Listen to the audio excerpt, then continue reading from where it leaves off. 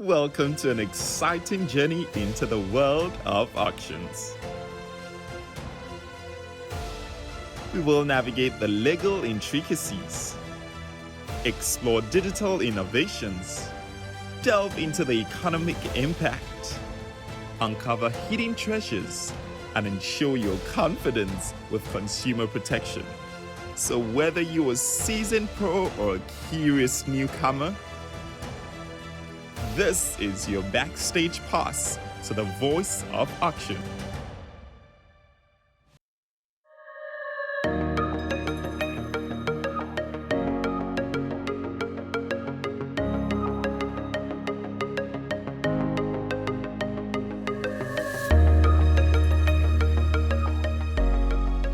Taleni! Hello. How's it going? I'm good, and you? I'm well, thank you. Throughout the season of this podcast, you're the only female I've interviewed. Like, how does it feel being a woman in auction? Oh, it's challenging. Yes, because I've been in the industry now for almost 22 years. Ooh. Yes, I started in 2001 with Tirani Auctioneers, now Tirani Group. Then in 2009, I resigned. Then I worked for Sizwe Auctions for, I think, 2 years. Then in 2010, I started my One Hlazana Auctions. Actually, it's one of the few first black auctioneer in South Africa. So yes. And not just black, you're also a woman. Yes.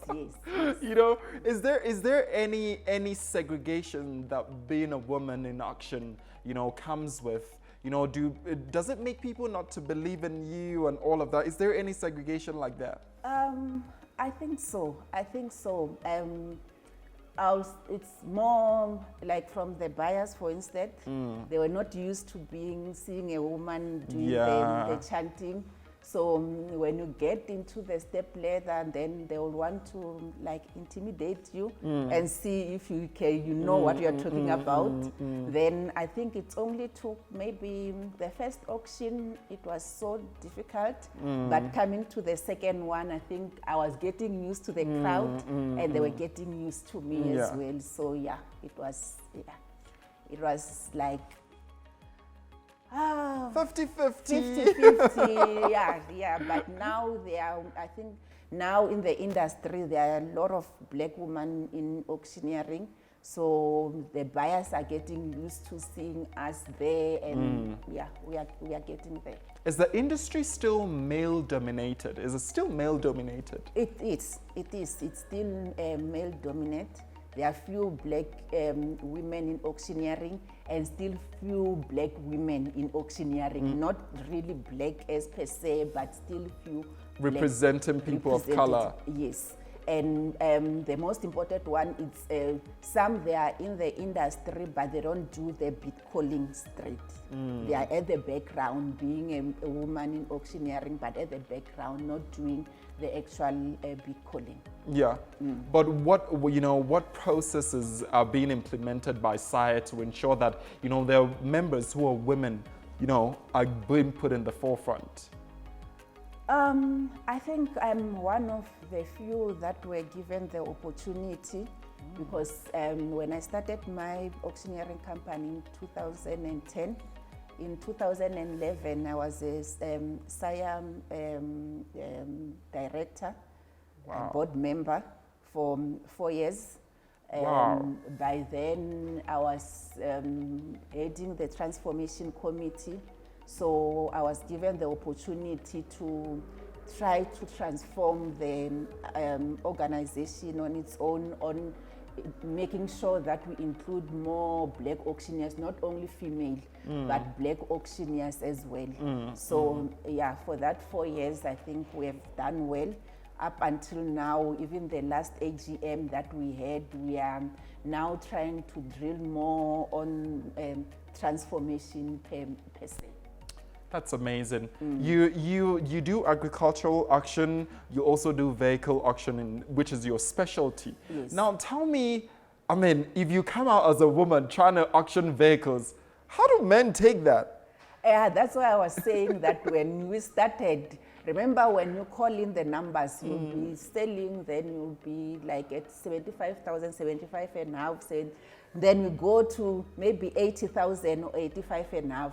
Then when you are now closing the lot, saying going once, going twice, then the buyer will try to intimidate you because you are a woman. And they say, no, I was at 60.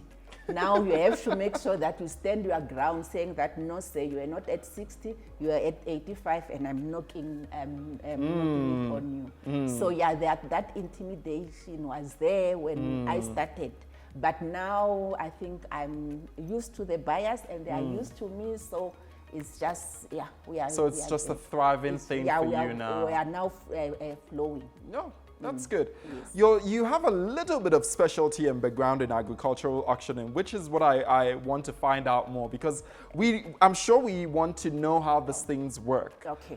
And your specialty is also in livestock, in livestock rather. I beg your pardon. Yes. How does that go? How does agricultural auctioning go? That the price of this. Tell me about it. When I was still at Tirani, I didn't do livestock. I was more on the movables and immovables. So when I joined Sizwe, I realized that he was not doing livestock. And I was the only one who has a background on the livestock. And we got a contract with Department of Agriculture to do livestock. So the only different when you do the department livestock, when you get to their yard on their viewing date, they've already have stock ready for you. Like they will have the Bosmara there, the Ngunis there, the goats there, the pigs. So it's already on those crawls. So what you do when you get to the viewing date, it's where you do the loading. And the department officials are there to assist your operation guys on the loading. So they will be assisting, then your guys will be doing the loading on the auction date as well. Remember now, they even have their own platform. So you auctioneers will be there selling, then the buyers will be on the other side, then the livestock will be coming. Then remember with the livestock, if you have already lotted with that still, on let's take the lot is saving maybe 15, then you sell it, you sell maybe a nguni, then you knock the buyer at 15,000 for instead, or 20,000. Then you ask the buyer, how many do you want? Then the buyer will say that I want the whole lot. Some will say that I want maybe 3. So it's then that, because most of the buyers, when you sell for Department of Agriculture, for instance, there are those ones that are having the butcher and so they buy in bulks. That's why they come in trucks for them to load. So if you take the whole 15, then it's good for you. But if you say from that 15, I only need 3, then it's then that your guys, you'll have to jump in, then he has to point out from where he's sitting that I want that one and that one and that one. But some of them will prefer to jump inside the crawl, and they'll choose the one that they want. Then after that, if his 3 now went by, then you start again with the 12 remaining up until you finish the whole lot. But with the Bosmara, for instance, you don't load them in big numbers. You'll only do maybe 5 because they are big and the prices it's higher than the Ngunis and. Oh, thank you so much for that insight. Another thing I wanted to ask is there any market fluctuations that affects, agricultural auctioning? Is there a certain time that it's good, is there a certain time it's down, and how does it work? The Easter and the December, that's where the market will go up, because that's where most of the people will buy livestock. Like in our buyers, you see when you do the auction during the course of the year, you won't see those lot of buyers that will come with a baki just wanting to buy maybe 3 or 4. It will be those ones that are having the butcher that they will be buying for their store. But during Easter, it's where, especially from where I'm coming from the rural area, because the contract that I'm referring to, it was in Limpopo. So Easter and December, it's where most of the people will want meat, you know. Yeah, So man. yeah, and the Easter and the December, that's where you'll have even the prices, they will be higher in December and Easter than during the course of the year. Yeah.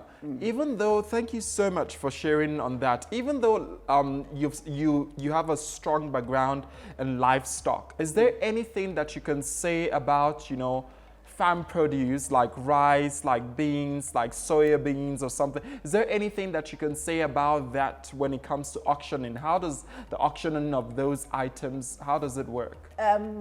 Actually, I've only sold, I think it was only one agricultural land that I've sold. And then with that one, they were more on it was more on the livestock and the agriculture equipment. They didn't have the vegetable crop, and so I wouldn't say that I have that experience in that regard. It was only the livestock. They were selling the farm with the livestock and the agriculture equipment. Yes. Well, give me an insight into the agricultural equipment and how they actually work, you know, auctioning tractors, plows, and all of that. Remember, it's auction, I think it's more on the buyer's side of the market. How you advertise your auction and the market, like we normally have a database of clients that we invite before we sell. You advertise on the newspaper, you advertise on the social media, but the most important thing is your database that you have, the database that you accumulate over time. So those buyers, they are the one who normally, they will be the one who will be pushing the price. Like you have to divide your buyers. Like in my case, I have a database that will deal with vehicles. Then I have database that will deal with trucks. I will have the database that will deal with like yellow fleet and trucks will go hand in hand, and the agriculture and the ones that are buying furniture. So on the agriculture one, most of the time it will be farmers, but buyers that are having dealership that they will buy those equipment to sell. So the tractors, most of the time is the condition on how, whether it's a runner or non-runner, and but what I can say is selling tractors, most of the time, if they are still in good condition, there's a lot of money on it. It's like when you do the yellow fleet. The yellow fleet, if you sell a grader that is a runner, that the gearbox is still in good condition, you can even start your bid at 1 million, 2 million. So it depends, even if it's a second hand, so it depends on what do you have in hand. The viewing that we normally give buyers, saying that come for viewing day before, they have their own thing of ticking on the things that they need to know when they buy, and so agriculture equipment, there's a lot of money in the agriculture. It's a lucrative business. Yes. Well, thank you so much for sharing your insights. It's very relieving throughout the season to having to actually sit down with a woman and discuss the work that they're doing, and also find out that you're actually changing the industry. You've served as a director of transformation in the SIRE board. That's amazing. We wish you all the very best in your business and can't hope to see you very soon. No, thank you so much.